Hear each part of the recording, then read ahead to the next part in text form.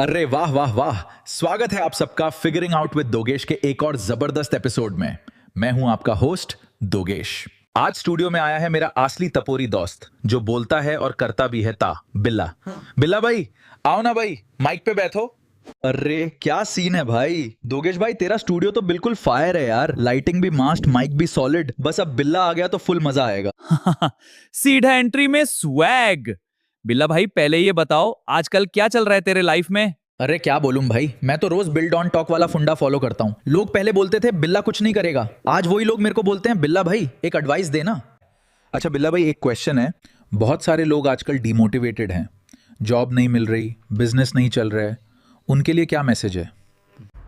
Life में सिर्फ दो चीज चाहिए, हिम्मत और सेटिंग। हिम्मत अपनी, सेटिंग अपनी। कोई बोलता है भाई फेल हो जाएगा डाठा, तो उसको बोल दो अरे टेंशन ना ले, मैं तो पहले से ही बॉटम पे हूं, ऊपर तो सिर्फ जाना है। और हाँ, किसी के साथ कंपेयर मत करो, पहले खुद से ही कंपेयर करो और इंप्रूव करो। बहुत सॉलिड है भाई। अच्छा, आप उन लोगों से क्या बोलेंगे जो हर वक्त मोबाइल में ही घुसा रहता है?